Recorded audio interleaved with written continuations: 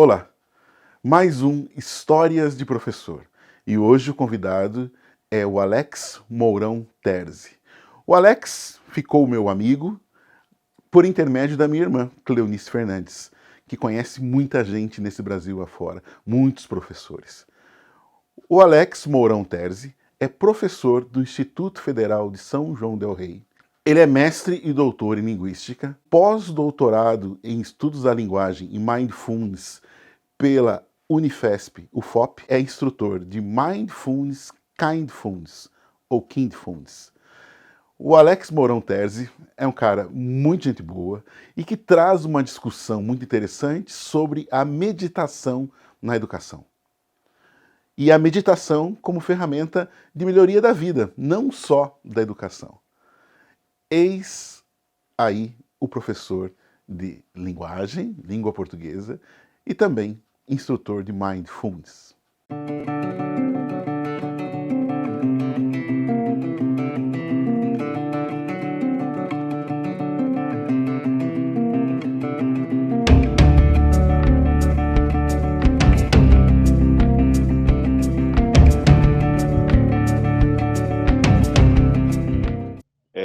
Primeiro, falar que é um prazer estar com você, Sandro, e para o teu público também, uma alegria falar com vocês.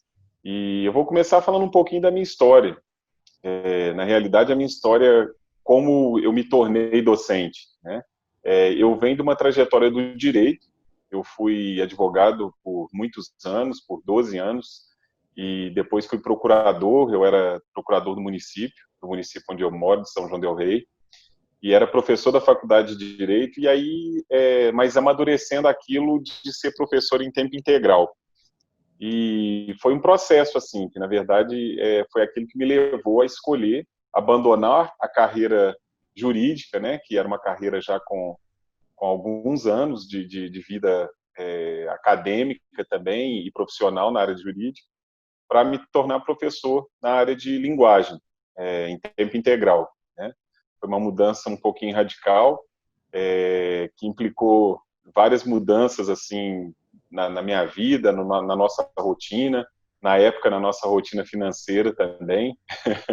Só que foi algo que para o coração ficou bem mais feliz, né? E aí acabou que a partir disso eu já estava também eu já tinha formação em linguagem concomitantemente, né? E aí eu fiz uma formação, meu mestrado e meu doutorado são na área de linguagem, e há 10 anos eu estou no Instituto Federal.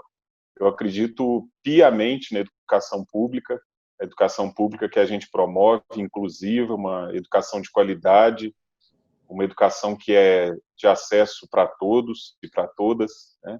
Então, eu aposto muito nisso, sempre apostei, sempre acreditei muito, estudei em universidades públicas, né? A, a minha bolsa de doutorado foi por uma instituição pública também, os 4 anos. Então, eu acredito muito na educação pública de qualidade, como eu te falei, né? E aí, há 5 anos, eu acho que talvez seja algo interessante para você e para o teu público, né? Que foi uma outra mudança. Mudança, na verdade, é um amadurecimento, que foi começar a trabalhar com prática meditativa na educação, né? Eu comecei a meditar há alguns anos, e há mais ou menos 10 também, até um pouco mais, mas de uma forma mais regular, há uns 10 anos. E eu, na verdade, às vezes as pessoas me perguntam, por que você começou a meditar? Eu falei, porque eu acho que eu não dava conta de mim. Eu acho que era muita angústia, muita ansiedade, muito estresse e muito tudo, muito exacerbado, né?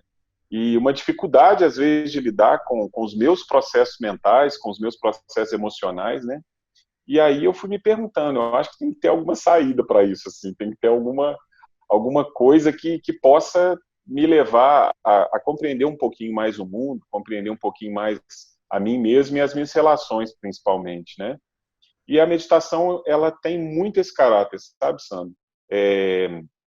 Eu sempre começo, às vezes as pessoas me pedem para fazer algumas apresentações, e aí eu começo sempre com algumas provocações, né? Eu pergunto para as pessoas, olha só, se você, por acaso, já teve momentos em que você está se alimentando e não sabe, você termina a refeição e não sabe o que você comeu, se tem momentos que você está conversando com alguém, de repente essa pessoa some da tua visão, assim, e você vai lá para sua casa, para o banco, para a conta que você tem que pagar, e aí de repente você volta para essa pessoa sem saber o que ela falou, nem de longe. Se você às vezes está morto de cansado, quer dormir e não consegue porque a sua mente não para, você está fazendo a agenda do dia de amanhã, está revendo o dia de hoje, né? E principalmente, se às vezes você responde uma pessoa de forma bem reativa, assim, meio agressivamente, se você se enquadra em uma ou alguma dessas situações, a meditação é para você. Então eu comecei a perceber como que isso podia ter um benefício muito grande para as pessoas, né? Desde a década de 70, a meditação ela vem sendo estudada de uma forma sistemática, sabe, Sandro? De uma forma bem, bem real. Isso começa nos Estados Unidos, um movimento de prática meditativa no Ocidente, que eu quero dizer, a prática é milenar, evidentemente, né? Quem conhece um pouco a história da meditação sabe que ela é milenar.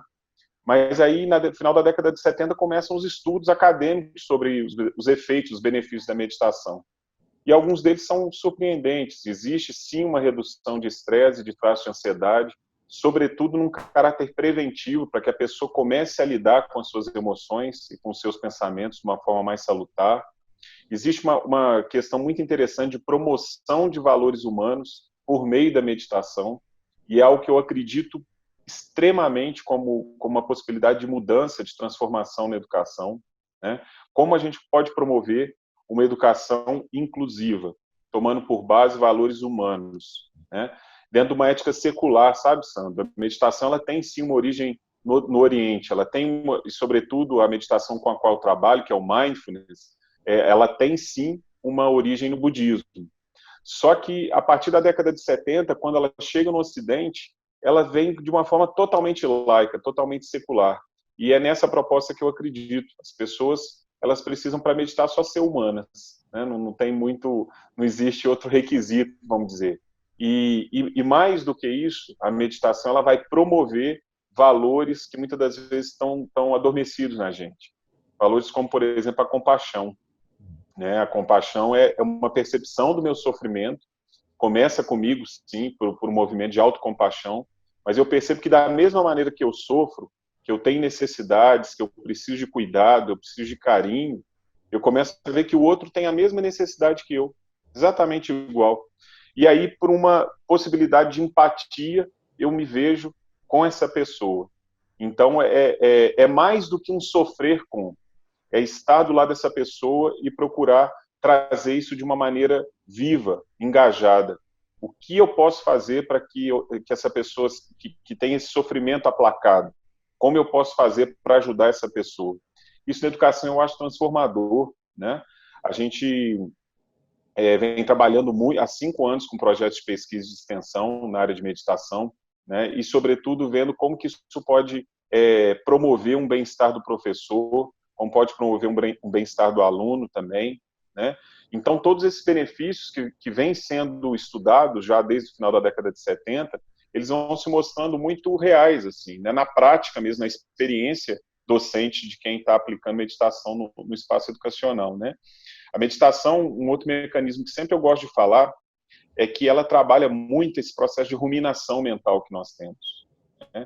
Um pensamento leva a outro, que leva a outro, e geralmente a nossa memória ela tende muito ao negativo. Isso tem um processo evolutivo por trás, né? A neurociência diz que existe um processo evolutivo que a gente guarda muito o que é negativo por conta do escape. A gente precisava escapar muito rápido de situações de perigo, situações de iminência de morte, né? Só que, infelizmente, a gente traz isso para hoje. E aí as nossas iminências de morte, elas são imaginadas. Eu começo a imaginar que a pessoa vai me prejudicar, eu começo a ter medo daquilo, eu começo a imaginar. E o pior, o nosso sistema neural de dor física, ele é exatamente o mesmo utilizado pela preocupação, pela ansiedade do que vai acontecer, né? Às vezes a gente sofre muito mais por ter que pensar num projeto do que de fazer o projeto, né? A gente sofre muito mais para começar uma aula, às vezes, do que de fato a aula, quando chega o momento da aula, né? Então eu comecei a perceber que isso era muito comum para mim, para os meus colegas, percebi isso nos alunos, um aluno que tem, às vezes, uma história de aluno trabalhador no Instituto Federal, é muito real isso. Então, o cara trabalha de manhã e de tarde, e à noite tem que estudar. Então, e ele está ali com garra para estudar, ele quer estudar. O nosso público é um público muito lutador, muito bonito de ver, sabe, Sandro? E aí, a partir disso, eu comecei a falar, não, a gente tem que olhar para esse aluno muito mais do que um número de matrícula, muito mais do que uma pessoa que está ali dentro de sala que eu não conheço o nome, mas como um ser humano, que tem essas mesmas necessidades que eu, essas mesmas mazelas, esses mesmos tipos de sofrimento cotidiano, né? E aí é por isso que a meditação me chama muita atenção. É muito possível, por meio da prática regular, a gente não se identificar, justamente por isso chama desidentificação, esse processo de ruminação mental. E aí eu começo a estar mais presente, eu começo a ter mais lucidez. Eu queria te falar rapidinho de um trabalho que a gente realizou, e que eu acho que pode interessar o público também, né? Que é esse livro aqui, Mindfulness para Profissionais de Educação. Ele foi lançado esse ano agora, em plena pandemia. Agora, em março, ele chegou da editora Senac de São Paulo, e foi um trabalho que a gente fez com muito carinho, né? É um trabalho do qual eu sou coautor, sou um dos autores, e nesse trabalho, a menina dos olhos, para mim, é justamente a interlocução que eu fiz entre Paulo Freire e aspectos da meditação, né? Então, o Paulo Freire ele vai trazer essa ideia de criticidade muito importante, né, que a gente deve sempre estimular nas pessoas, nos alunos e em todos que estão à nossa volta, né, de você ter um olhar crítico para a tua realidade como proposta real de mudança. E aí, a partir disso, a meditação ela traz muito isso, ela vai chamar isso de mente de principiante, para que eu olhe para situações como se fosse a primeira vez que eu estivesse olhando. E não é que eu tenha que estar aberto ao novo só porque ele é novo. Eu posso ver que aquele novo não serve. Aí eu vou e volto, né? Eu posso rever as minhas posturas, eu posso repensar meus padrões, né? O que de fato eu posso fazer na educação para melhorar com a situação que eu tenho, com o contexto real que eu tenho. Não um contexto imaginado, não um contexto pensado, mas o contexto real que eu tenho ali. Isso daí demanda uma atuação política, uma atuação social. Eu vou ver de fato o que está acontecendo e o que eu posso melhorar de forma efetiva ali, né? Uma outra questão que o Freire traz é uma ideia de dialogar, da gente ter um diálogo que seja um diálogo horizontal.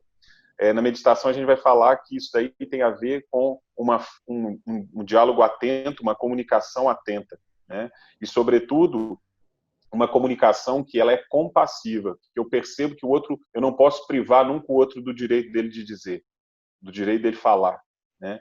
E aí, a partir disso, a gente começa a perceber que esse diálogo, ele é o diálogo horizontal que o Freire está dizendo, né? Ele vai fazer aquela diferença de diálogo vertical, que é um diálogo da educação bancária, como se a gente pudesse depositar conhecimento na cabeça do outro ser humano, e a gente revê isso e passa para um diálogo que é um diálogo horizontal, em que todos nós somos, de fato, educadores e educandos ao mesmo tempo. Então, o aluno que ele traz é muito rico.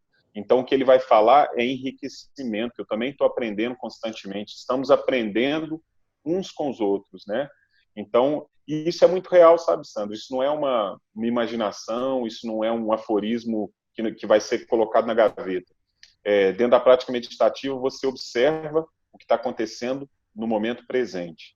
Você olha aquilo, e para você olhar como aplicar isso, você tem que estar ali presente, tem que ter essa lucidez, né? E para encerrar essa apresentação de mudança na educação, eu acho que é a grande proposta que o Freire traz e que eu vejo que a meditação ela é fundamental e que ela ajuda muito qualquer um que queira praticá-la.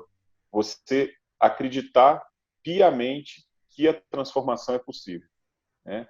E aí você vai começar num processo em que você revê os seus pilotos automáticos, aquilo que está te levando e que você nem mesmo percebe, quais os discursos que estão falando por você, né? E muitas vezes a gente repete isso de forma completamente acrítica, né? Sem pensar no que a gente tem que falar, sem pensar em como a gente quer atuar no mundo.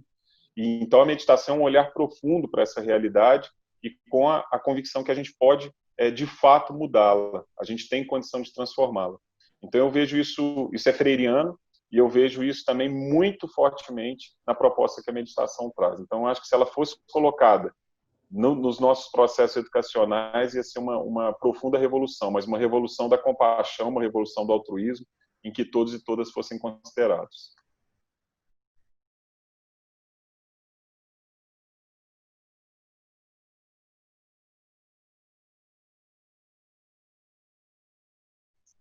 A gente falar sobre professores, né, que nos marcaram é algo até desafiador, assim, né, porque felizmente tanta gente bacana, inspiradora passa pela nossa vida que às vezes escolher um ou outro é até difícil, né? Eu tive, mas eu vou falar, eu tive professores maravilhosos na pós-graduação, assim, no mestrado aqui na Federal de São João. Tive professores na PUC também, em BH, quando fiz o doutorado, maravilhosos. No meu pós-doc também, vários e vários professores, que seria até injusto de eu eleger um só. Eu vou falar de um professor, a despeito desses todos que me marcaram muito nesses contextos que eu te falei, que é um professor que é o Ebert. O Ebert, ele é o Ebert Souza, é um professor muito querido, e é um amigo muito querido também. Né? Ele participou, na verdade, ele foi meu professor durante muitos anos na Letras, na Faculdade de Letras, e aí ele era assim, sabe aquela coisa assim, de você fala, poxa, eu quero ser um professor inspirado nele, assim, ele era muito técnico, tinha uma técnica muito apurada, um grande conhecedor de linguística, de língua portuguesa, mas, sobretudo, era um grande ser humano. Né? Era um grande ser humano. Então, assim, eu nunca vi ele ter má vontade com ninguém. É interessante. Assim. Todo mundo que chegava para ele, às vezes no final da aula, às vezes a gente saía a aula já acabava às 10h30 da noite, e às vezes a gente ainda voltava para minha cidade, ele me dava carona, sempre me deu carona, assim, de forma ultra generosa. Né? Na época eu também extremamente duro, com muito pouca grana, e ele, assim, extremamente generoso, nunca, sabe, nunca nem imaginou, passou pela cabeça dele me cobrar nada por isso, e me dava uma carona, assim, e aí que tá, esses papos, assim, de carona eram maravilhosos, assim, tecnicamente, em termos da linguística, como ser humano. Então eu tenho muito a agradecer esse cara, e eu acho que seria uma justíssima homenagem falar dele nesse momento contigo aqui. Eu vou falar de um outro professor atual também, que é um professor de vida, assim, ele é um lama, ele é um professor budista, que é o lama Digme Lawan, que é o meu professor, que é uma pessoa por quem eu tenho um estima e um carinho, uma admiração, assim, ímpares também. É uma pessoa maravilhosa e é um grande praticante de meditação, um grande mestre de meditação, e nele me inspiro muito, aprendo muito com ele, e cada dia mais tenho incentivo de praticar também por esse exemplo dele. Então, acho que seria simplesmente uma pequena homenagem frente a tudo que ele proporciona para mim e para várias pessoas, assim, para várias pessoas que eu conheço. Então, seriam esses dois que eu elegeria, sendo injusto com vários outros.